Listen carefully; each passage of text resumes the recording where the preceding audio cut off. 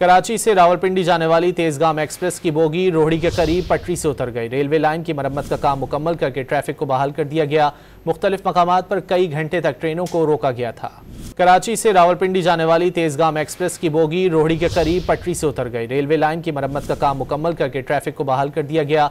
मुख्तलिफ मकामात पर कई घंटे तक ट्रेनों को रोका गया था। कराची से रावलपिंडी जाने वाली तेजगाम एक्सप्रेस की बोगी रोहड़ी के करीब पटरी से उतर गई। रेलवे लाइन की मरम्मत का काम मुकम्मल करके ट्रैफिक को बहाल कर दिया गया। मुख्तलिफ मकामात पर कई घंटे तक ट्रेनों को रोका गया था। कराची से रावलपिंडी जाने वाली तेजगाम एक्सप्रेस की बोगी रोहड़ी के करीब पटरी से उतर गई। रेलवे लाइन की मरम्मत का काम मुकम्मल करके ट्रैफिक को बहाल कर दिया गया। मुख्तलिफ मकामात पर कई घंटे तक ट्रेनों को रोका गया था।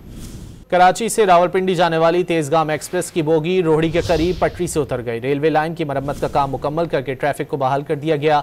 मुख्तलिफ मकामात पर कई घंटे तक ट्रेनों को रोका गया था।